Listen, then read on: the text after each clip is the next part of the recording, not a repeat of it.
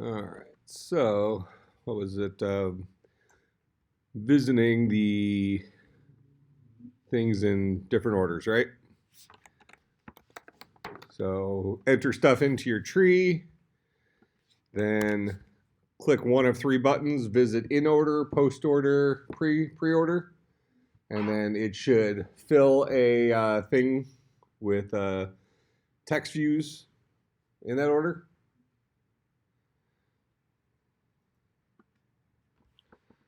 Okay. I thought I updated.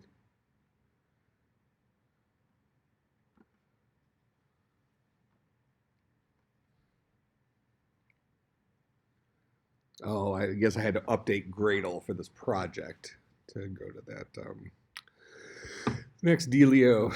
Okay, so let's see. What's the current state of this thing? Right now, does it just build a tree and I can like enter stuff and then it builds the tree, showing me the like proof that the stuff is in there?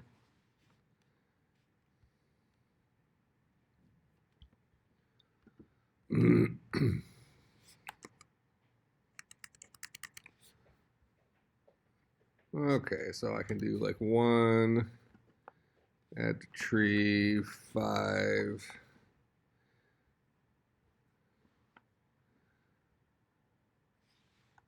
Eight, add the tree, so on and so forth. All right, so I can add a bunch of stuff to the tree. So let's start off by giving myself a tree to test with. Did I just open Keynote?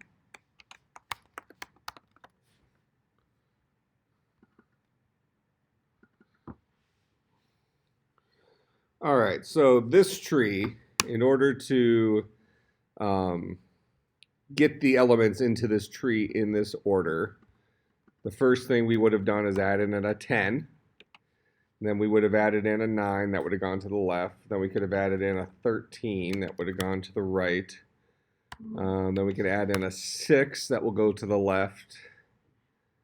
Then we can add in a 6, that'll go to the left. Then we can add in an 8. And then we can add in a 7. That order should build that tree. All right, so now to make things easier for us, or at least quicker for us to test, what I'm going to do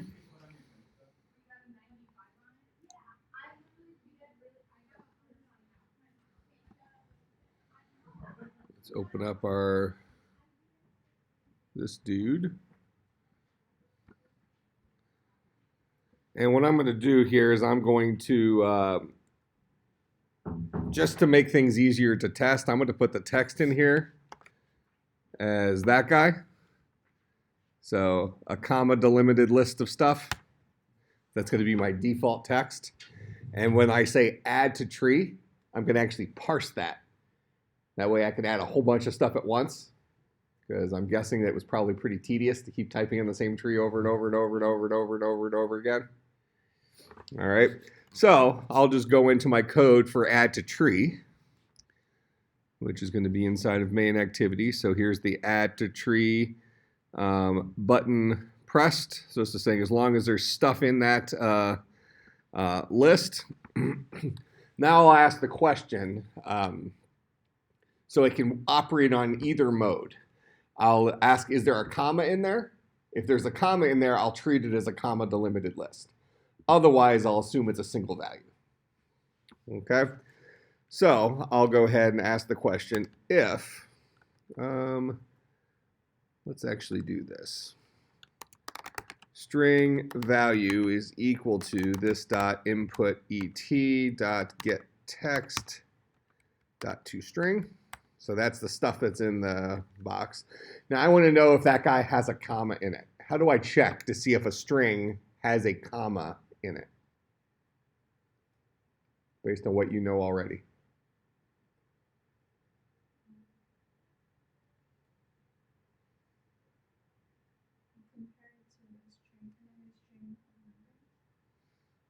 I want to know specifically if I had a string that looked like this, does that string have commas in it? How do you know? because you see a comma, right? That's the human version of the answer. We see it quickly. I need to have a way of saying, does this string have commas in it as a computer program using a tool that we already have access to? I'm going to give you a hint. Index of.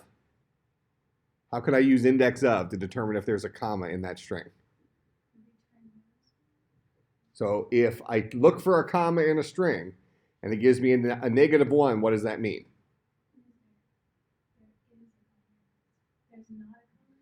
-1 means it couldn't find it. So index of returns the position in a string where the first occurrence of the thing I'm searching for is found, or -1 if it's not in there. So in this particular string, that comma would be found at bucket 0, 1, at bucket 2. That's the first occurrence of a comma. In this string, a comma is found at -1, not found. Make sense?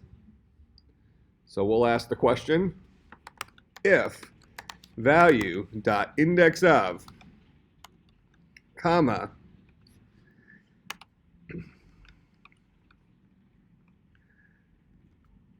is, well, we could say if it's equal to -1, that means we do, this is a flat number,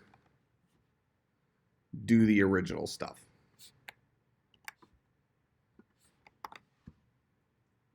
Right? Otherwise, we have a comma delimited list. So parse it and add each value. All right, so what I'm going to do here real quick is I'm just going to write a little private function, private void AddToTree. And I'm going to take these values, this guy right here, I'm going to put this in there. And this guy's going to take in a string value as a parameter.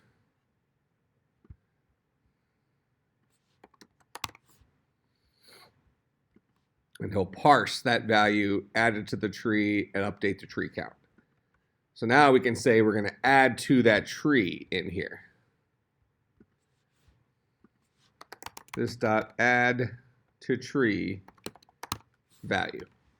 So I grab the value right here. If it did not have a comma in it, add that to the tree.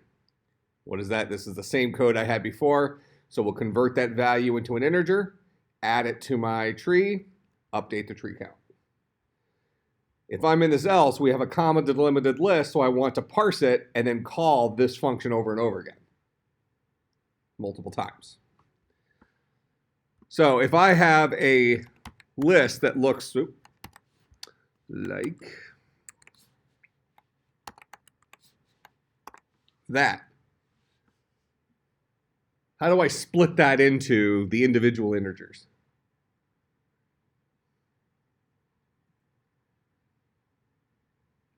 So I've handed you a string filled with comma delimited numbers. I want to split that guy.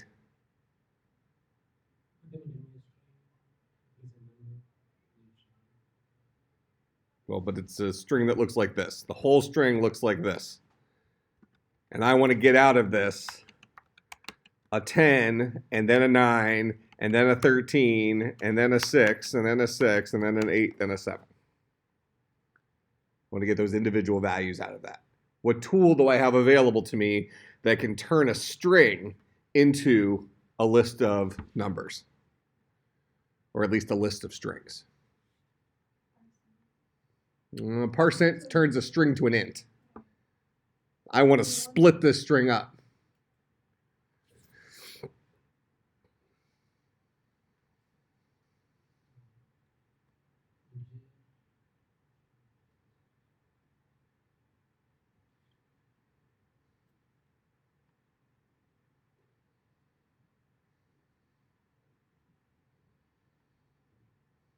We did it in here.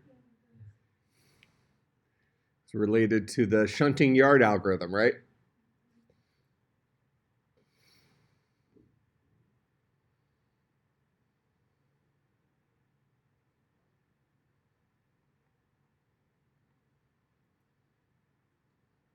I have a feeling this exam next week's not going to go so hot.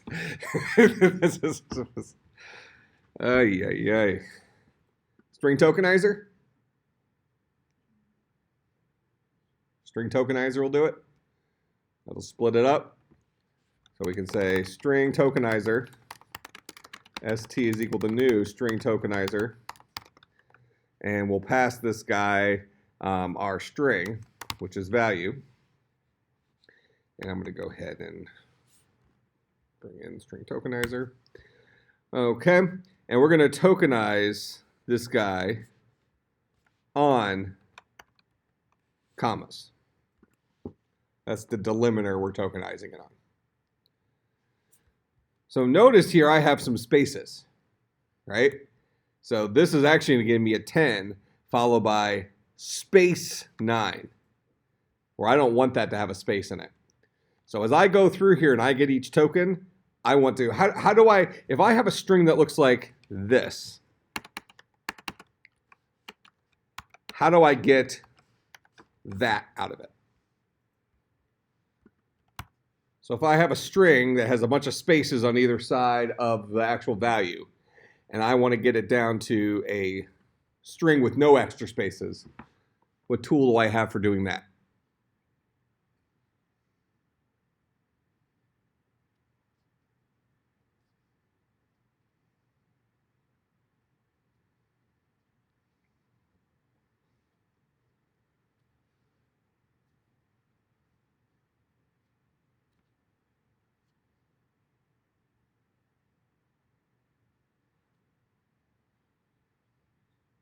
That should be a trivial question. What if you had to write it yourself? Let's assume you didn't know what the tool was. How would you write that function yourself? So let's say I asked you to write a function that takes a string as a parameter and returns that string with all leading and ending spaces removed. So something like that would boil down to something like that. If you had to write a function that does that. Understand what I'm asking you to do?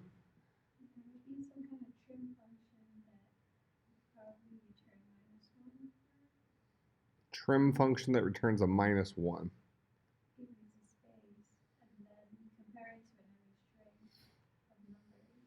Well, let's say that you don't know that there's a function built in, and you're going to write your own method. You don't have a recipe book in front of you, so you didn't know you had the tool in your toolbox, so you're going to make your own tool.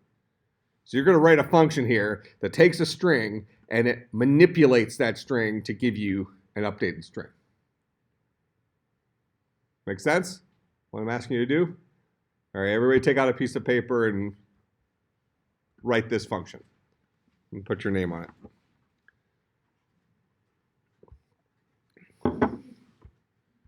Pause this.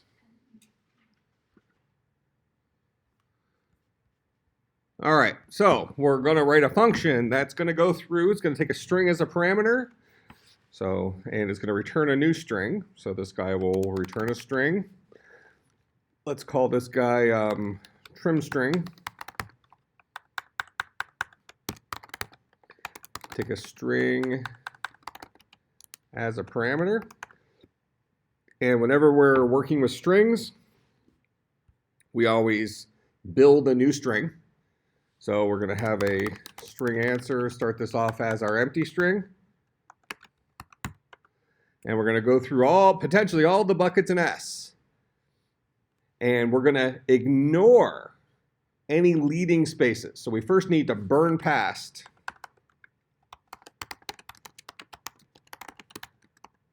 leading spaces to put ourselves in a position where we are ahead of our, before we get to our real content. So I'll say int pause, it's going to start off at 0, while pause is less than s.length. If s.char@. Pause. If the character we're currently looking at is not a space, break. Let's get out of this loop. Otherwise, pause plus plus. So if I was looking at a string that looked like this, I would start at bucket 0. Is it true that that guy is not a space? No, he is a space. Pause plus plus. Is it true that that guy is not a space? No, he is a space. Pause plus plus.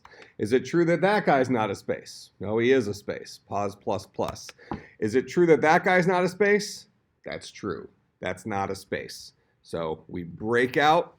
Now we're sitting right here, and pause would be equal to 1, 2, well, 0, 1, 2. Make sense? This is going to get us to the position of that guy. So the first time we saw this, so we added 1 to pause. Pause is now 1. Added 1 to pause. Pause is now 2. Added 1 to pause. Pause is now 3. We hit something that is not equal to it. So this is bucket 0, 1, 2. Bucket 3 has a real thing there, right? So right now, pause points to the beginning of our real value. So the next thing we're going to do is we're going to grab our real value until we hit a space.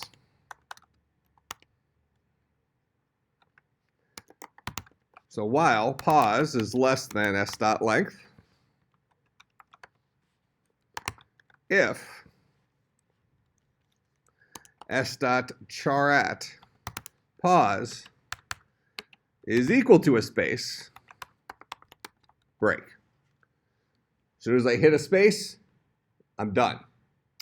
Now, this gets a little weird because what if I had something like 9 space 7? I'd want that space. My value I want is that guy, right? Value I want is that guy right there. So if I'm going to burn off everything before that, so right now pause is sitting right here. What I really need to do is I need to burn off everything back here.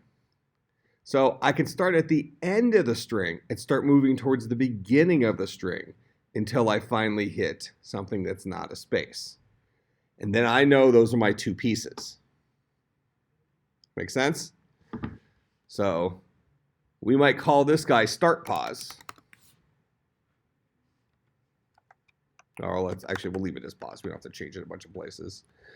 And then we'll have a second one, int pause 2. And this guy will start at our last legal position. So this is going to be s.length -1.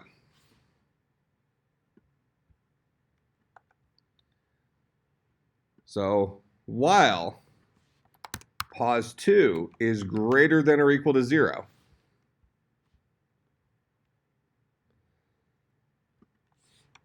if at bucket pause 2, if that guy is not equal to a space, that means we started here. That is a space. That is a space. That is a space. Finally, this is something that's not equal to a space. So each time through, what am I going to do? I'm going to say pause 2 minus minus. So then when we're done here, we know that our real value lives between pause and pause 2. Right, I is equal to pause. I is less than or equal to pause 2. I plus plus. Answer is equal to answer concatenated with s.char@I. Finally return answer.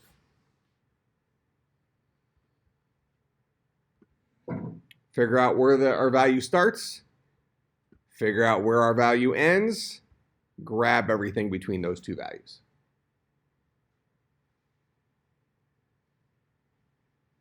That make sense? And I'm going up to and including pos 2, so I actually get the real value. Questions about that?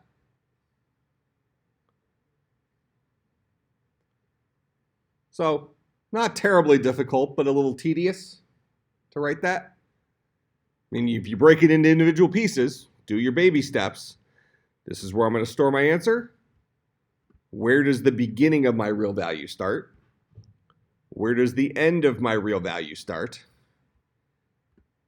Put my real value into answer, return answer. Makes pretty good sense. You walk through it in chunks like that. All right. Alternatively, string trim string 2 takes a string s as a parameter. We can just return s.trim.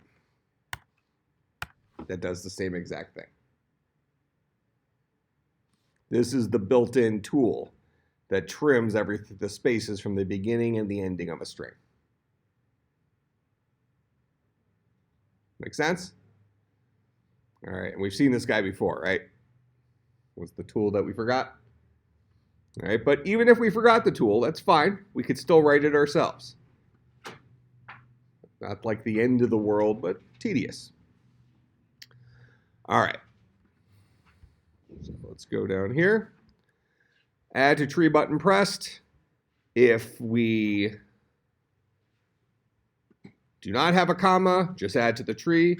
Otherwise, we're going to tokenize, but we know that we might get some extra spaces in here.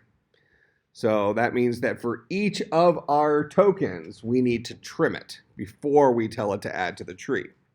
So we're going to say while st.hasMoreTokens, as long as I still have tokens in there, then I'll say this dot add to tree a value. What value?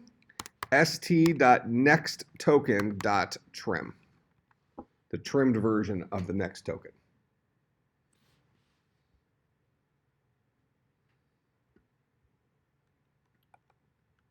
That make sense? So we'll go through all of our tokens. So for example, if it looked like, my list looked like this, I'm going to add a 10, then I'm going to add a 9, then I'm going to add a 13, then I'm going to add a 6, then I'm going to add a 6, then I'm going to add an 8, then I'm going to add a 7. And that'll fill up my tree. Because each time through, this function will add one value to my tree. Questions about that? That allows me now to run my code and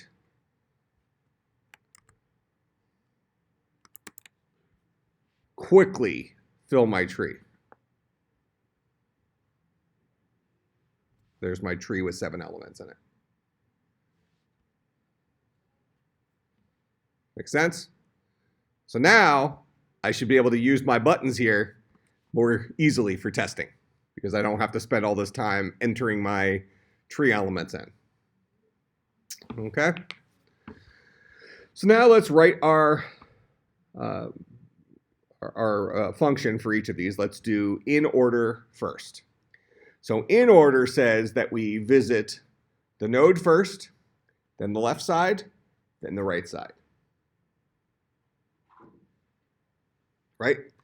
And when we visit, what does that mean? That means generate a text view and add it to whatever's down here. So right now, this is just a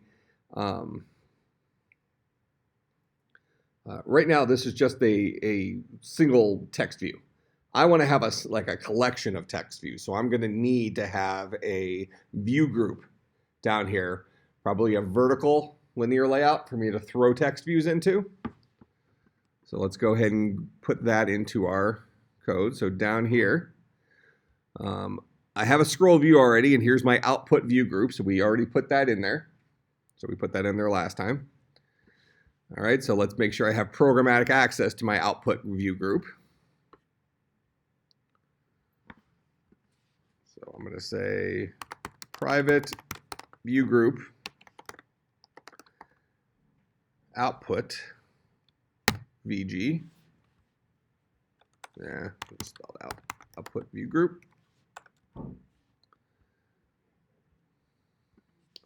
And then in here we'll say this dot output ViewGroup is equal to the ViewGroup version of this dot find view by ID r dot ID dot output ViewGroup. All right, so there we have our ViewGroup. Now, if we want to just test to make sure this thing is working initially, just so we know it's filling up, let's go ahead and write one of our functions here. We'll do it maybe right here. So we're going to say public void in order button pressed. This guy will take in a view V, something like that. And then just for the moment, why don't we go ahead and just fill up our view group with a bunch of text views that just have like number 1 through 10 in it or something like that. Maybe 1 to 100, just so we make sure the scroll is working. Let's make sure our pieces are working. So we'll say for int I is equal to 1, I is less than or equal to 100, I plus plus, so we'll do something 100 times. What are we going to do each time? We're going to create a new text view. So we're going to say text view TV is equal to a new text view. And this guy takes in the context of that text view. Then we'll say tv.setText to the empty string concatenated with, well, why don't we say, we'll just say value colon, then concatenated with the current value I. And then we need to go ahead and add that text view to our view group. This dot output view group dot add view TV. So it'll throw them into that view group. Okay, so this is just testing our mechanics here. So we'll make sure that our button works and make sure that we can add stuff to our view group before we just start worrying about the correct stuff to add to the view group. Let's just make sure we can add any things to our view group. So we'll come back over here and we will hook up our in order button.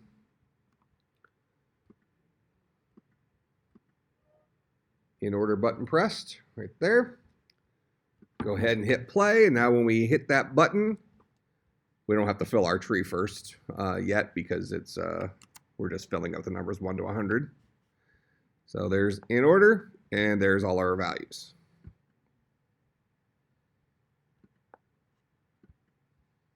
Make sense? How to fill it up with some text views. So pretty similar to like what we did with Towers of Hanoi or what we did with our linked list.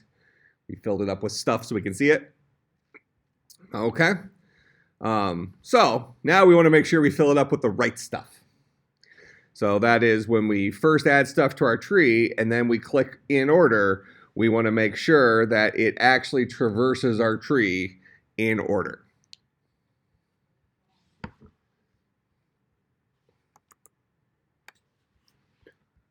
Okay, so we'll go into our binary tree here. And what I'm going to do is we're going to have a function. So this is going to be a public void traverse in order. And I'm going to actually have this guy take in our view group. All right, because traversing it in order is all about visiting things and creating text views. So we're going to say this guy takes in a view group, VG. Okay, so there's my view group.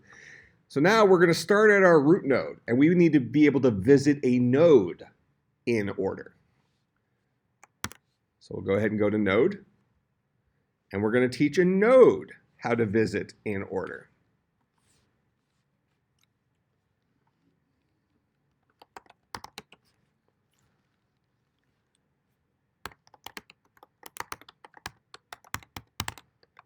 Okay, and this guy will also take in a ViewGroup VG.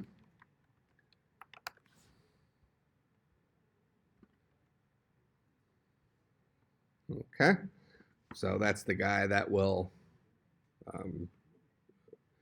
visit in order.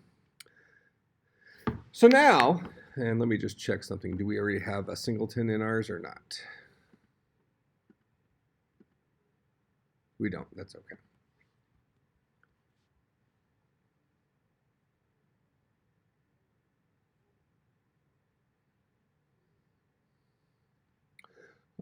We've done a singleton already, right? The easiest solution for this would be to have a singleton. And let me actually show you where our problem is going to be. That'll be the easiest way to show it. So when we tell a particular node to visit itself in order, what we want to do is visit in order means visit ourselves first, right? So visiting ourselves first means we need to create a text view for this payload. So we're going to go ahead and say text view.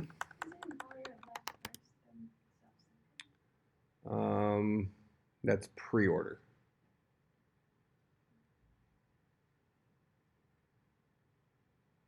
So we have pre-order, post-order, and in order. In order is our self, then left, then right. Pre-order is our left, then our, oh wait, no, you're right. Yeah. In order is left, then our self, then right. Pre-order is we visit ourselves first, pre, then our left, then our right. Post-order says we visit ourselves last. We go left, then we go right, then we visit ourselves. All right, so we're going to create a text view called TV, and we're going to have this be a new text view. Now, the issue here is that a text view requires a context. And before this, we've always set the context as this. Well, this is actually an activity that gives us the context. I don't have access to that here. I don't have access to my instance of main activity, which is the context that we need to build this text view. So the easiest thing for us to do, so effectively, I cannot build a text view right here as is. So the easiest thing for me to do is create a new Java class, call this guy core, and we'll create a public static main activity, call this guy context, and then inside of our main activity, on create, we'll go ahead and say core.context is equal to this. We'll let our singleton know about ourselves. That now makes, we've stored a pointer to ourselves up in that singleton, which then will allow us to come into node, and we can create a text view using core.context, which is a synonym for this if we were inside of main activity. Okay, so we create a text view, then we're going to set that text view's text equal to the string version of our payload. So we'll say tv.setText to the empty string concatenated with this.payload. All right, so now if we're visiting in order, we actually need to go to our left child first. Then we visit ourself. So we'll say if this.left child is not equal to null. If we have a left child, then we'll say this.left child dot visit in order, passing it the view group. Next thing we do is we visit ourselves. So visiting ourselves says vg.add_view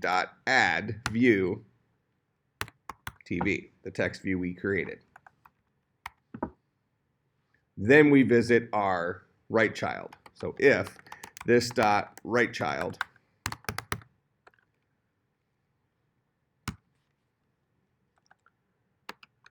is not equal to null.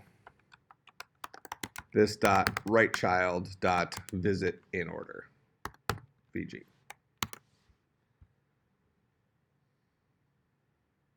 Make sense?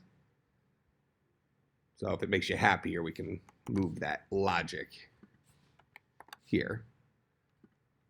So this says visit left, visit ourselves, visit right. Make sense? And that's visit in order. So when a binary tree is asked to visit itself in order, traverse in order, and we pass a view group to this guy, the very first thing we probably want to do is say vg.remove all views. Let's empty anything that's currently in there. Then we'll say this, well, we'll say if this dot root is not equal to null. So as long as we actually have a root node, we'll say this dot root dot visit in order, passing it our view group. So to visit a tree in order, we pass the view group, the thing we want to fill up, to our binary tree. He dumps everything out of that view group to make sure we have a nice clean slate. Then we say, as long as I have a root node, I'll go ahead and ask my root node to visit in order. That'll jump into the node class. We'll visit that node in order by first visiting the left child if there is one, then visiting ourselves. And what does it mean to visit ourselves? It means to create a text view, set the text in that text view equal to our payload, and then add that to the view group. Then we'll visit the right child if we have a right child. Make sense? So here in main activity, in order button pressed, we're going to go ahead and say this dot bt dot traverse in order this dot output view group. So we'll tell our binary tree to traverse itself in order, and we'll pass it the view group. So in order should give us a 6, 6, 7, 8, 9, 10, 13 for this particular example. So we'll add everything to the tree, visit in order, 6, 6, 7, 8, 9, 10, 13. So that's our in order. Okay. Remember last time I mentioned that once you have one of them working, the other ones are trivial. So we'll write the other ones. Let's write it in node first. So we'll say public void visit preorder. This guy will take in a view group, VG. And this guy says visit ourselves first, then the left, then the right. Visit ourselves.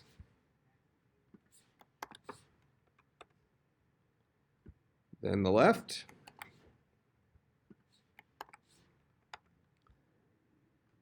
Then the right. And actually, if we wanted to make this even cleaner, I would probably create private functions in here. So let me just paste this real quick so I don't forget. So I'm going to say private void visit myself. And what will this guy do? He'll do this.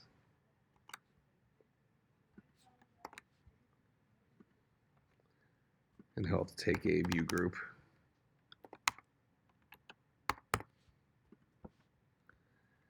Then I'm going to have another private void visit left.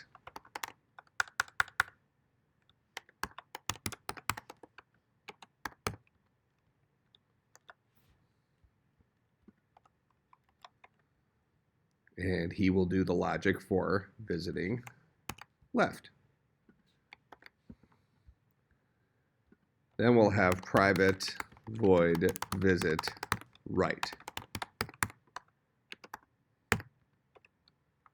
And he'll have the logic for visit right. Okay, so we have three functions that do the visiting for us. So now when we do visit in order, what do? We say visit left, passing it VG.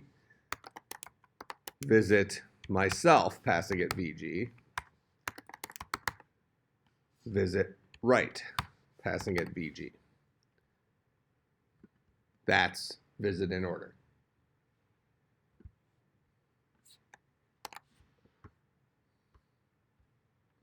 Visit pre-order. We'll visit myself first.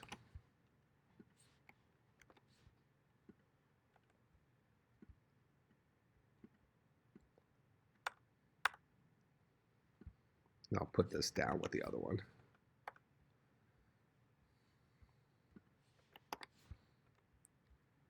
Visit post order.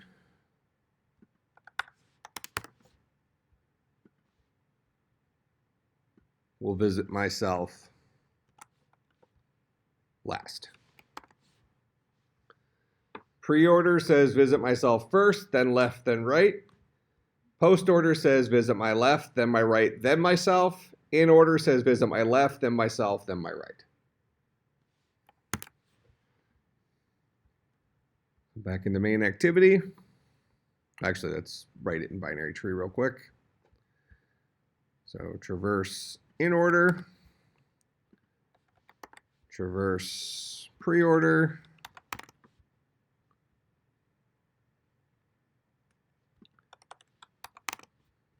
call it that,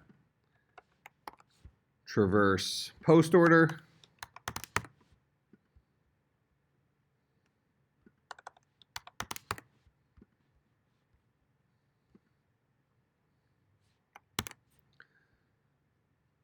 okay, so those are our three functions. Back in main activity.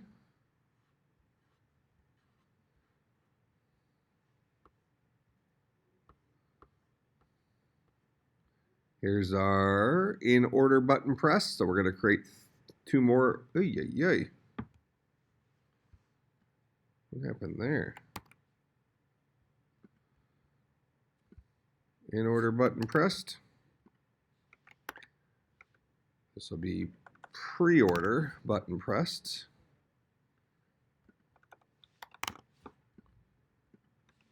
And this will be post order.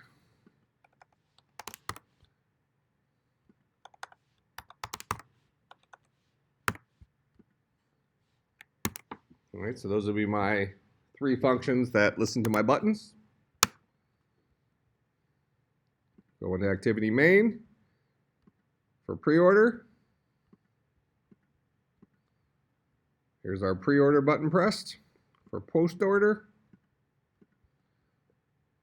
button pressed.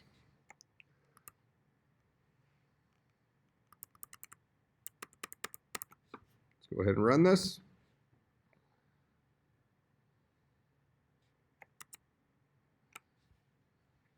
Add everything to our tree. In order, that's the same value we had before. Pre-order, it emptied the tree. Should be 10, 6, 6, 7, 8, 9, 13. 10, pre-order. Oh, actually, our answer here is wrong. That's what's up here is correct. So pre-order says visit ourself. I must not have changed an answer in one of the things I copied. Binary tree. Oh, it's got to be in node.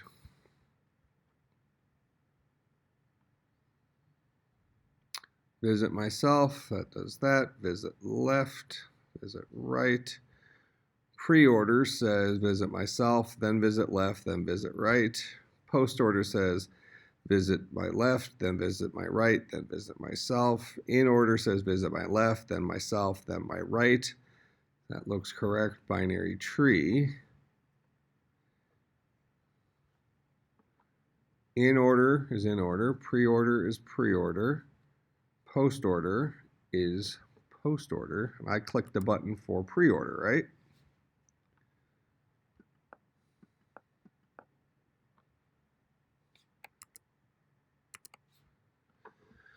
Pre-order visits yourself first, that's 10. Then left, visit myself first, that's 9. Then left, visit myself first, that's 6. Then left, visit myself first, that's 6. Then right, visit myself first, that's 8. Then left, visit myself first, that's 7. Then left, then right, then 13. So that should be pre-order.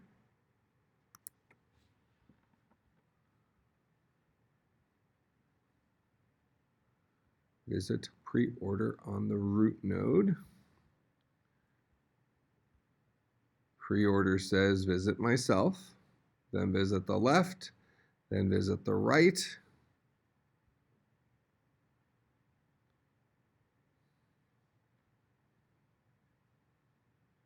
So is my tree not getting, am I not building my tree in the right order? So my logic looks correct. I might be building the wrong tree. So if I added 10 first, 10 will go with the root. And if I added 9, 9 is less than 10, it'll go here. Then if I add a 13, 13 is greater than 10, so that'll go here. And if I add a 6, 6 is less than 10, 6 is less than 9, it'll go here. Then add another 6, 6 is less than 10, it's less than 9, it's less than 6, well, less than or equal to 6, so that'll go here.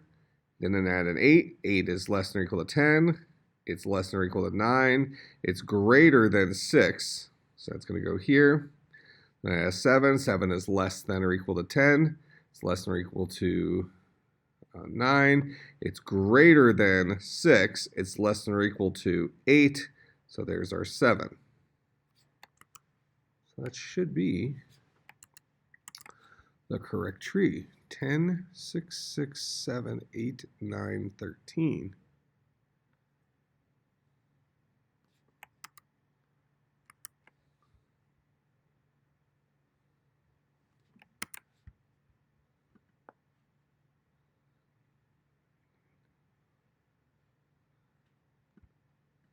What about post order?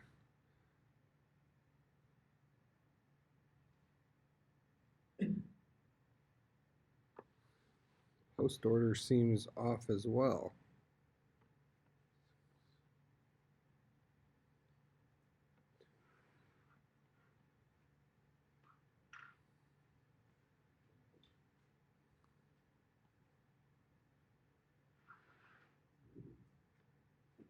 Has to be my tree built wrong.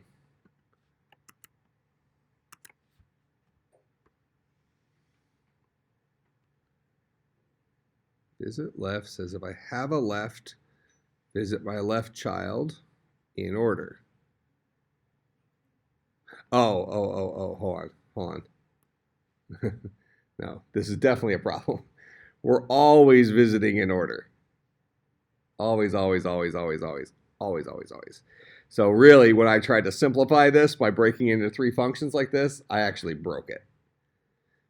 So now when I use visit myself, visit left, visit right, I'm always visiting those in order, even if I started from pre-order. So by trying to make it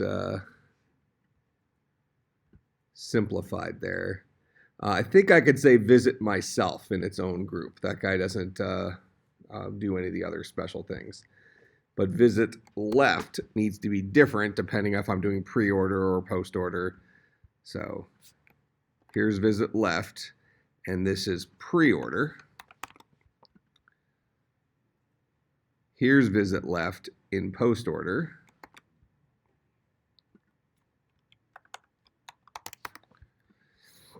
Here's visit left in order, which is what it already is. Okay, so now I can get rid of this visit left function. Visit right.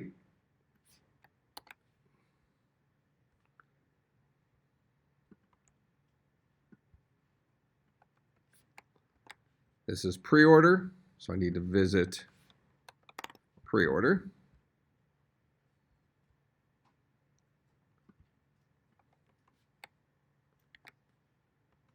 This is post order, so I need to visit post order. And then this is in order, which is the way it's already written. So I'll visit in order. All right, now this will work. Got too fancy with it.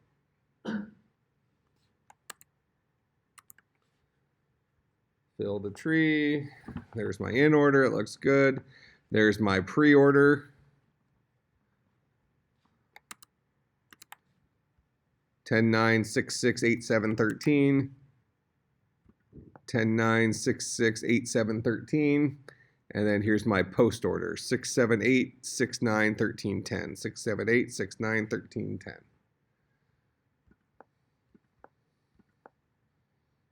Make sense? All right, so that was the homework for today.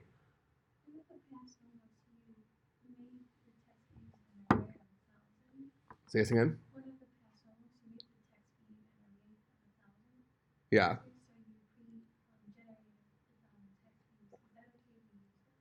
Yeah, I mean, as long as you, because you probably weren't going to put 1,000 things in a tree, right? Yeah, that's fine. Yeah. But ultimately, your output looked kind of like this. You just happen to pre-make the text views. Yeah, so you just had a limitation of you aren't allowed to have a tree bigger than 1,000.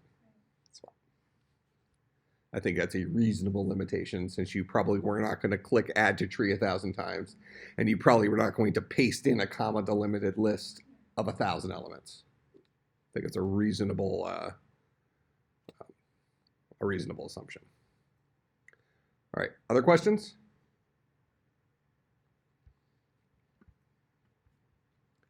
All right, so let me push this.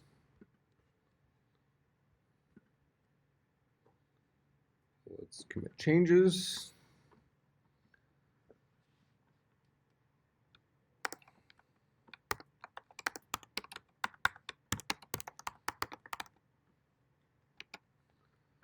This is from, what's it, 12.5.17. We'll do a commit and push.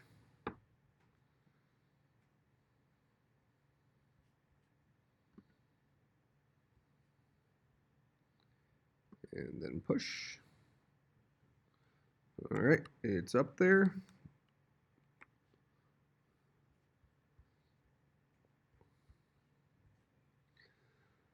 Okay, so just a kind of a quick introduction thing here. So this guy is a binary tree. So binary trees store themselves in a certain kind of structure, right? And we saw that you can actually walk a binary tree in order, and that gives you all the values that are in it sorted, right? So you can, by visiting it in order, you have the binary tree always keeps the data sorted. Fair enough? Well, binary tree, binary search tree, it's only a search tree if we're searching through it for stuff. Oh, okay. I saw somewhere that the search tree adheres to the rule that the right side must be more than the left side. Yeah, that's what we wrote. Yeah, so whether you call it a binary, what you're saying is accurate. Typically, it's called a BST, binary search tree. So binary search tree, binary tree, the same thing. Yep. So what would you say is a weakness of the trees as we have them implemented?